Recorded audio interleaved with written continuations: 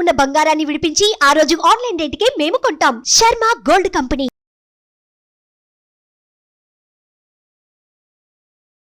నమస్కారం, సుమన్ టీవీకి స్వాగతం. ప్రస్తుతం మనతో పాటు ఉన్నారు ప్రముఖ జ్యోతిష్య శాస్త్ర పండితులు గురువు గారు శ్రీ మంత సూర్యనారాయణ శర్మ గారు. గురుగారు నమస్కారం. నమస్కారం అమ్మా, శుభం బియాదు. గురుగారు, ప్రస్తుతం క్రోధినామ సంవత్సరంలో కుంభరాశిలో అంటే స్వస్థలంలో శని ఉన్నాడు. ఈ కారణంగా ఏ రాశులపై దీని ప్రభావం ఉంటుంది, ఏ రాశులు ఎఫెక్ట్ అవుతాయి? కుంభరాశిలో శనీశ్వరుడు ఆల్రెడీ ప్రవేశించి సంవత్సరం దాటిపోయిందమ్మా. ఆల్రెడీ లాస్ట్ ఇయర్ ఏప్రిల్ 18, 2023 అక్కడ కుంభరాశిలో ప్రవేశించాడు. సంవత్సరం ఆల్రెడీ అయిపోయింది. సో ఈ సంవత్సరం క్రోధినామ సంవత్సరం పూర్తిగా కూడా కుంభరాశిలోనే ఉంటాడు. సో కుంభరాశిలో ఉంటాడుగా, స్థిరంగా ఉంటాడు, కదలడానికి నుండి. ఈ యొక్క శనీశ్వరుడు యొక్క విశేషం ఏంటంటే ఈసారి సొంత ఇంట్లో ఉన్నాడు. సొంత ఇంట్లో ఉన్నప్పుడు కొంతమందికి యోగాలు ఇస్తాడు, కొంతమందికి అవయోగాలు ఇస్తాడు. తనకు అనుకూలమైన రాశుల వారికి అయితే యోగం ఇచ్చేస్తాడు అద్భుతంగా. ప్రతికూలం ఉన్న రాశులకి మాత్రం డెఫినెట్గా దాన్ని ప్రతికూలాన్ని చూపిస్తూనే ఉంటాడనమాట. అలాంటప్పుడు ఏంటంటే ఈ కుంభరాశికి సొంత ఇల్లు అయినప్పటికీ కూడా కుంభరాశి ఉన్నాడంటే దాని ముందు రాసిన మకర రాశి వారికి, కుంభరాశి వారికి, అలాగే మీనరాశి వారికి దీని ప్రభావం అనేది కనబడుతుందన్నమాట. అంటే స్వస్థలంలో ఉండేటప్పుడు ఆ రాశికి కూడా ఎఫెక్ట్ అనేది ఇస్తాడు, ఖచ్చితంగా ఇస్తాడు. అయితే కొంచెం సాఫ్ట్గా ఇస్తాడు మన భాషలో చెప్పాలంటే. అంటే ఇప్పుడు ఏళ్ళనాటి శని వచ్చింది అంటే ఈ కుంభరాశి బదులు మీనరాశిలో ప్రవేశించడం అండి, మీనరాశి వారికి కొంచెం హార్డ్గా ఇస్తాడు, ఇబ్బంది పడతాడు.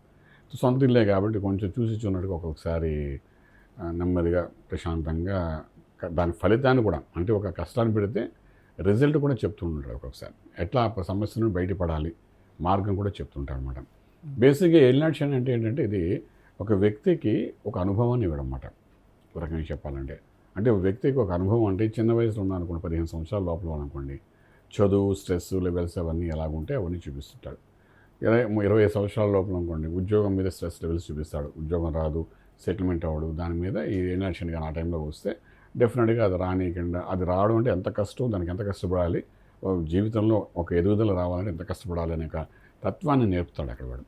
అదే 25 నుండి 35 మధ్యలో అనుకోండి, లైఫ్ సెటిల్మెంట్స్, పెళ్ళి అయిన తర్వాత వచ్చే చిరాకులు పరాకులు ఇవన్నిటి మీద చూపించడం, ఆ వివాహ బంధాన్ని ఎలా సమన్వయపరుచుకుంటూ వెళ్ళాలి.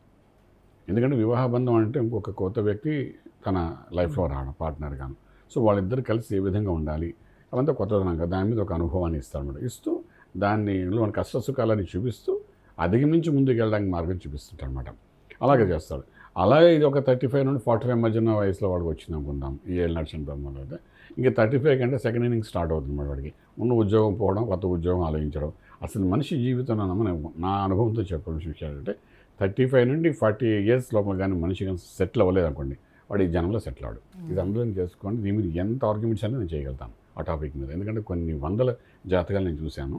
సో సెటిల్మెంట్ లాస్ట్ పీస్ మనిషికి ఎప్పుడంటే మ్యాక్సిమం 36 to 40 మధ్యలో. 36 to 40 మధ్యలో కానీ ఒక కరెక్ట్ నిర్ణయం తీసుకోలేదంటే లైఫ్ సంబంధించింది, ఇంకా అక్కడ నుండి మనకు ప్రతి సంవత్సరం వాడికి ups and downs, in and అవుట్లో ఇబ్బంది పడుతూనే ఉంటాడు. ఆ శనితో సంబంధం లేదు, జనరల్ లైఫే చాలా ఇబ్బంది పడుతుంది.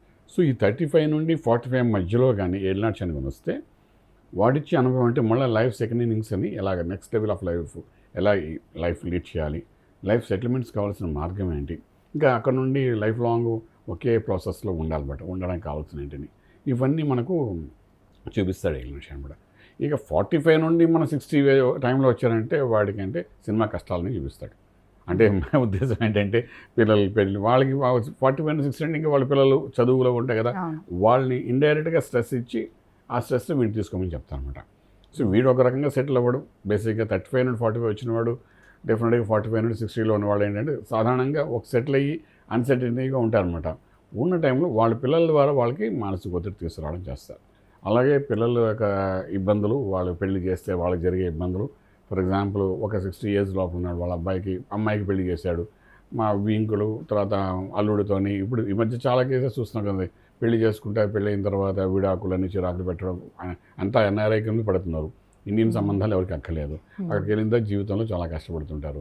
అవన్నీ వాళ్ళు మదర్ ఫాదర్కి చెప్తారు. ఆ ప్రెషర్ అంతా తీసుకోవడం. ఎందుకు తీసుకుంటున్నారు అంటే ఈ శని యొక్క ప్రభావం అలాంటివి కూడా తీసుకునే అవకాశం ఉంటాయి. ఇంకా 60 to 80 మధ్యన తీసుకుందాం, ఒక 20 years గ్యాప్ ఇస్తున్నారు డాక్టర్, 20 years గ్యాప్. ఇది థర్డ్ లెవెల్ ఆఫ్ ఏలినాటి శని రావడం వాళ్ళకి, అంటే మూడోసారి వస్తుంటాం మేడం. మూడోసారి వస్తున్నప్పుడు ఒకసారి యోగం ఇస్తాడు, ఒక్కొక్కసారి జీవితానికి ఎండ్ కార్డు కూడా పడేస్తారనమాట.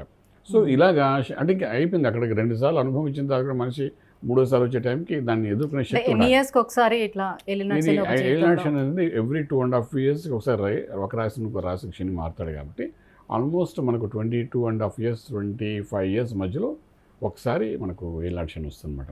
సో చిన్న వయసులో పుట్టగానే ఉంటే వాడికి మళ్ళీ 27 years అప్పుడు వస్తుంది, మళ్ళీ 54, 55 అప్పుడు రెండోసారి వస్తుంది.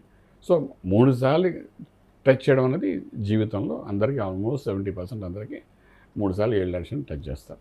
ఫస్ట్ అండ్ సెకండ్ టైంకి ఉన్న అనుభవంతో థర్డ్ టైం వచ్చినప్పుడు దాన్ని ఎదుర్కొనే శక్తి ఉంటుంది వాళ్ళకి. సో దాన్ని సునాయాసంగా ఎదుర్కొంటూ ముందుకు వెళ్ళిపోతారు అనమాట. వాళ్ళకి అప్పటికే తెలిసిపోతుంది శని వల్ల జరిగే ఇబ్బందులు మంచి చెడ్డని. ప్లానింగ్ అండ్ ప్రోగ్రామింగ్ ప్రాపర్గా ఉంటుందన్నమాట. సో ఇప్పుడున్న ఈ యొక్క క్రోధినామ సంవత్సరం మనకు వస్తే కమింగ్ బ్యాక్ టు దిస్ కుంభరాశి వారికి, మీనకి ప్లస్ మకరానికి. మకరానికి ఆల్రెడీ వదిలేసి కుంభంలోకి వెళ్ళిపోయాడు కాబట్టి మకరానికి యోగాలు ఇస్తాడు.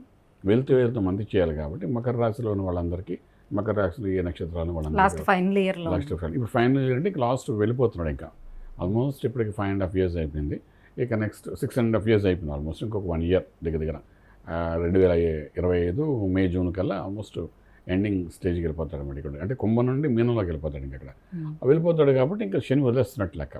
సో వదిలేస్తూ 2.5 సంవత్సరాలు లాస్ట్ స్పెల్లో లాస్ట్ 1 year ఏం చేస్తాడంటే ఓ యోగాన్ని ఇస్తారు. వెళ్తూ మంచి చేస్తారని మన శాస్త్రం చెప్తుంది కాబట్టి గుడ్ చేంజ్ అనేది కనబడుతుంది అనమాట.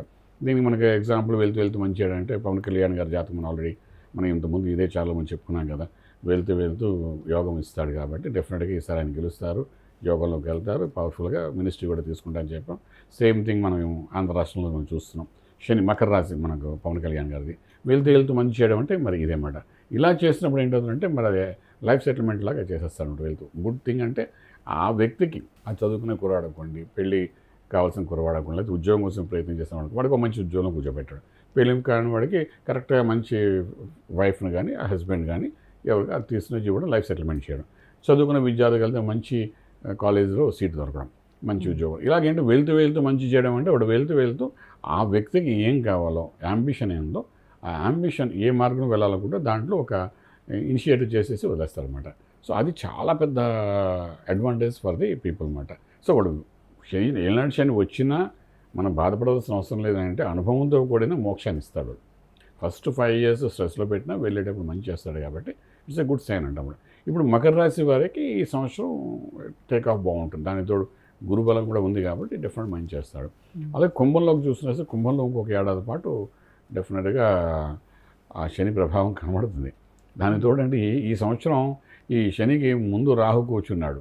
అంటే కుంభరాశి వారికి ముందు కూడా ఒక రాహు అనే పాపగ్రహం ఉంది. సో వాడి కుటుంబపరంగా కూడా బెనిఫిషియల్ ఏం కనబడదన్నమాట. సో ఆల్మోస్ట్ శని ప్రభావము, రాహు ప్రభావం కూడా అక్కడ ఇక్కడ కనబడడం వల్ల డెవలప్మెంట్ ఫర్ కుంభరాశి చాలా టఫ్గానే ఉంటుందని చెప్పచ్చు అనమాట. సో అలాగే మనకి ఏంటంటే మీనం, ఎందుకంటే అక్కడ మీ కుంభంలో ఉన్నాడు కాబట్టి ముందు ఉన్న 2.5 సంవత్సరాలు వాడు కూడా ఒకటి మీనం ఉంటుంది కాబట్టి మీనరాశి వరకు ఏంటంటే రాహు యొక్క ఇన్ఫ్లుయెన్స్ ఉంది ఈ సంవత్సరం, అలాగే శని యొక్క ప్రభావం కనబడుతుందన్నమాట. సో ఆ ప్రభావం ఎలా ఉంటుందంటే ఖర్చులు, అనవసరమైన ఖర్చులు, అనవసరమైన ఇబ్బందులు, అంటే మన ఫాల్స్ రిసెష్యూకి వెళ్ళి ఖర్చు పెట్టడము, ఏదైనా ఎక్కడ ఇన్వెస్ట్మెంట్ చేస్తే ఆ ఇన్వెస్ట్మెంట్ చేసిన ప్లేసు పూర్తిగా బ్లాక్ అయిపోవడము, ఆ రకంగా బ్లాక్ అవ్వడం, లేదంటే మనకు ఇంకా ఓ ల్యాండ్ మీద పెడితే ఆ ల్యాండ్ ఎవరో కబ్జా చేసిన ల్యాండ్ లాగా రావడం, దానివల్ల మన డబ్బంతా నష్టపోవడము, ఇలా ఫైనాన్షియల్లీ ఒక రకంగా ఎఫెక్ట్ పెడతాడు మీనరాశి వారికి. సో మనకి ఎలా తీసుకుంటే మూడింటిని, మకరానికి యోగం ఇస్తాడు, కుంభానికి ప్రెషర్ ఇస్తాడు, మీనానికి ఏంటంటే లాసెస్ చూపిస్తాడు, స్టాగ్నెంట్ చేస్తాడు మనీ అనమాట. సో ఈ రకంగా ఈ 3 రాశుల వరకు చేస్తారు కాబట్టి బేసిక్గా అంటే గోచర రీత్యా ఇప్పుడు మనకి ఏలినాటి శని నడుస్తున్నప్పటికీ కూడా వాళ్ళ జన్మ జాతక రీత్యా కూడా దాన్ని కంపేర్ చూసుకోవాల్సిన అవసరం ఉంటుందమ్మా. ఇప్పుడు ఇలా ఉన్నప్పుడు అంటే దీనికి మనం ఒక 60% వేసాం అనుకుందాం, మిగిలిన 40% గ్రహచార రీత్యా దశలు ఏం జరుగుతున్నాయి, అంతర్దశలు ఏం జరుగుతున్నాయి, వాటితో కలిసి మనం చూస్తాం. ఒకరి జాతకం చూడాలంటే గోచారం గ్రహచారం రెండు కలిపి చూడాలి మనం. అలా చూసేటప్పుడు ఏంటంటే ఒకవేళ ఇలా ఏలినాటి శని ప్రభావం ఉన్న దశలు అద్భుతంగా ఉన్నాయనుకోండి, మహార్దశలు చాలా బాగున్నాయి అనుకోండి, అప్పుడు ఏంటవుతుందంటే దశానాథుడు బాగున్నప్పుడు టేక్ ఆఫ్ బాగుంటుంది, యోగంలో తీసుకెళ్తాడు. యోగంలో తీసుకెళ్ళి మానసిక ఒత్తిడి ఇస్తాడు. ఫర్ ఎగ్జాంపుల్ ఒక వ్యక్తికి ఉద్యోగం రాలేదని ఒక తపనతో మానసిక ఒత్తిడి ఉంటుంది, ఇంకొక వ్యక్తికి ఇదే ప్రభావం ఉన్నప్పుడు ఉద్యోగం వచ్చిన తర్వాత ఉద్యోగంలో మానసిక ఒత్తిడి ఉంటాయి. సో ఇదేమైంది, రానివాడు రాలేదని బాధపడతాడు, వచ్చిన వాడు అంటే వాళ్ళు ఎంత వచ్చిన సంపాదిస్తున్నా మానసిక ఒత్తిడితోటే సో మొత్తానికి వాడు ఎవరికి స్ట్రెస్ ఎలా అయితే ఇవ్వాలో ఉంటుంది. 100% ఎవరికి ఎలా ఇవ్వాలో అలాగే ఇస్తాడు వాడి డ్యూటీలు చేంజెస్ ఉండవమ్మా. మనం ఇన్ఫ్లుయెన్స్ చేస్తాం కానీ పోయేదో కానీ వాడికి ఏమాత్రం ఆలోచించాడు, పర్ఫెక్ట్గా డ్యూటీ చేస్తాడు. శనీశ్వరుడు కానీ ఏ గ్రహమైనా చేస్తుంది కాబట్టి సో ఒక్కొక్కరికి మనిషి యొక్క ప్లేస్మెంట్ బట్టి, మనిషి చేసిన ప్రొఫెషన్ బట్టి దాన్ని వాడు ఎఫెక్ట్ చేస్తుంటాడు. కాబట్టి ముందు మనం ఈ 3 రాశుల గురించి మాట్లాడుకుందాం. మిగిలిన రాశి ఎఫెక్ట్ నెక్స్ట్ ఎపిసోడ్లో మనం డిస్కస్ చేద్దాం ఆ విషయం.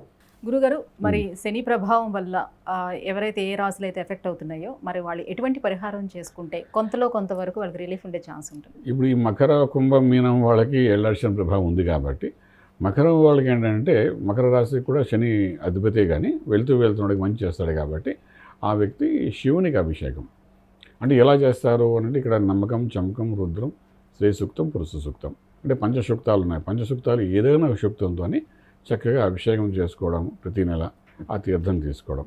ఇంకా అభిషేకం చేసుకోవడం తెలియలేదు అనుకుంటే మనం డెఫినెట్గా ఓం నమ శివాయ అనే మంత్రం ఉంది, ఆ శివుని మంత్రం, ఆ శివుని పంచాక్షరి మహామంత్రంతో శివునికి రోజు ఇంట్లో అభిషేకం చేయడం, ఆ తీర్థం తీసుకోవడం. ఇలాగ ఏదో శివునికి అభిషేకం చేయడం అనేది ఒక యోగాన్ని, ఐశ్వర్యాన్ని ఇస్తుంది. వెళ్తూ ఐశ్వర్యం కావాలి కాబట్టి ఐశ్వర్య భోగభాగ్యాలు ఇవ్వాలి కాబట్టి మకరం వాళ్ళు అలా చేసుకుంటే సరిపోతుంది. ఇంకా కుంభం వాళ్ళ దగ్గరికి వచ్చినప్పుడు ఏంటంటే నెత్తి మీదే ఉన్నాడు శనీశ్వరుడు. సో నెత్తి మీద ఉన్నాడు కాబట్టి తైలాభిషేకం చాలా ఇష్టం శనీశ్వరుడు కాబట్టి మనకు రకరకాల ప్రదేశాలు ఉన్నాయి. ఆంధ్ర రాష్ట్రం ఉన్నాయి, మహారాష్ట్రలో మనకు శని సింగనాపురం అంటారు. తర్వాత మనకు ఆంధ్రాలోని, హైదరాబాద్లోని, తెలంగాణలోని అన్ని చోట్ల కూడా శనీశ్వర ఆలయాలు బోర్డు ఉంటాయి. ఈ ఉదయం చూడండి అంటే మహాన్యాసపూర్వకంగా ఆ శనీశ్వర ఆలయాలను కూడా తైలాభిషేకం చేస్తారు.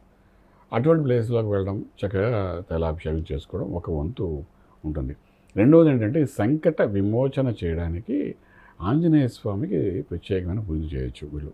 అంటే ఫర్ ఎగ్జాంపుల్ ఆకు పూజ చేస్తారు, తమలపాకుతో ఆ స్వామివారి పూజ చేయడం. అలాగే వడమాల పూజ చేస్తారు స్వామివారికి ఇష్టమని ఆంజనేయ స్వామికి. ఇది కాకుండా మన తెలంగాణలో ప్రత్యేకంగా చూస్తే తిలకధారణం చేస్తారు, అదొక మొక్కుగా అనుకుని చేస్తారు. ఇవన్నీ ఏంటంటే స్వామివారికి చాలా ఇష్టమైంది. అసాధ్య సాధకం స్వామి అసాధ్యకం తమ్మకం వద రామదూత కృపాసింధం మత్కార్య సాధే ప్రబోధ. అంటే ఏ సాధ్యం కాదో సాధ్యం చేసేవాడు, సంకట విమోచన చేసేవాడు, అన్ని యోగాలు అంటే సంకటాన్ని నుండి యోగంలోకి తీసుకెళ్ళేవాడు ఆంజనేయ స్వామి. కాబట్టి ఆంజనేయ స్వామి యొక్క ఆరాధన చేసుకుంటే, ఇది నెత్తిమీ శనీశ్వరుడు ఉన్నాడు కాబట్టి చేసుకుంటే సంకట విమోచన చేస్తే యోగంలో వెళ్ళడానికి అవకాశం ఉంటుంది. అంటే ఏంటంటే ఇక్కడ కూడా మనకు ప్రెషర్ తగ్గుతున్నాను కాదు, ప్రెషర్ ఎదుర్కొనే శక్తి వస్తుంది. ప్రెషర్ ఎదుర్కొనే శక్తి రావాలంటే మనం శక్తివంతుడైన దేవతను కొలవాలి ఇక్కడ. అంటే ఇక్కడ ఆంజనేయ స్వామికి ఆరాధన చేసుకోవాలి. ఎందుకంటే ఆల్మోస్ట్ నెత్తి మీద ఉన్నాడంటే ప్రెషర్ ఎక్కువగానే ఉంటుంది వ్యక్తికి. కుంభరాశిలో అలా చేసుకోవచ్చు. అలాగే మనం మీనం దగ్గరికి వెళ్ళాం. మీనంకి ఇప్పుడే కనెక్ట్ అవుతున్నాడు, అంటే లాసెస్ చూపిస్తున్నాడు, దగ్గర లాసెస్ చూపిస్తున్నాడు. కాబట్టి ఇక్కడ శనీశ్వరుడు ఏ విధంగా చేయాలనేసరికి ఇక్కడ మళ్ళా నల్ల అమ్మవారి యొక్క విగ్రహాలు మనకు అంతరాష్ట్రంలో కనబడుతుంటాయి. ఏదైనా 3 అడుగుల విగ్రహాన్ని అమ్మవారిది నలుపు రంగులో ఏకశిలా విగ్రహం ఉంటే అమ్మవారిది, ఆ అమ్మవారి యొక్క అంటే అది బాలా అమ్మవారు అనుకోండి, చండీ అమ్మవారు అనుకోండి, ఇప్పుడు మన రకరకాల అమ్మవారి యొక్క గ్రామదేవత అనుకోండి, ఇలా రకరకాల అమ్మవారి విగ్రహాలు మనం చూస్తుంటాం, ప్రతి వీధిలో చూస్తుంటాం. అటువంటి అమ్మవారికి శుక్రవారం పూట అభిషేకాలు చేస్తుంటారు. సో అభిషేకం చక్కగా చూసుకుని, ఆ అభిషేకం ఖర్చులు చూసుకుని, ఆరతి చూసుకుని, స్వామివారికి అక్కడ అమ్మవారికి తీర్థం అది తీసుకుని ఆ రకంగా అమ్మవారికి సేవలు కానీ చేసుకోగలిగితే నల్ల విగ్రహం, ఏకశిలా విగ్రహం నల్లది, ఇది స్పెషల్లీ మీనరాశి వారి గురించి చెప్తున్నమాట. అలా చేసినప్పుడు దాని ఫలితం అనేది, అంటే ఫలితము అంటే శని మనకి ఏదో మన మాట వినేస్తాడు అని మాత్రం కాదు. ఫలితం అంటే మనకు సన్ రైజ్ వస్తుంది, ఎండాకాలం వస్తుంది, మనం ఏం చేస్తున్నాం, గొడుగు పెట్టుకుని బయటకు వెళ్తాం. అంతేనా, ఆ ఎండ తగ్గట్లే కదా. అలాగే మనం ఏసీ వేసుకుంటాం, ఎండాకాలం ఎండ తగ్గట్లే కదా, మన కూల్ కోసం మనం ఖర్చు పెట్టి చేసుకుంటాం. అలా విధంగా ఏంటంటే ఇవి చేసుకోవడం వల్ల అంటే ఆ ప్రభావితం ఇది శరీరం మీద ఎక్కువ పడకుండా మన పనులు మనం జాగ్రత్త చేసుకోవడానికి, ఆ ప్రెషర్ లేకుండా చేసుకోవడానికి ఉపయోగపడుతుంది. కాబట్టి ఆ విధంగా మకరం, కుంభం, మీన రాశి వరకు చేసుకొని ముందుకెళ్ళడానికి ప్రయత్నం చేయగలిగితే డెఫినెట్గా ఈ సంవత్సరం అంతా వాళ్ళకి రాజమార్గంలో రాజ్యం పొందగలుగుతారు.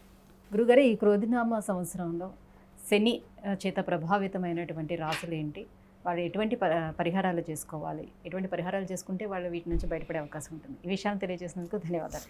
శుభం వ్యాధి. సుమన్ టీవీలో మీ పర్సనల్ అండ్ బిజినెస్ ప్రమోషన్స్ కోసం కింది నెంబర్కి కాంటాక్ట్ చేయండి.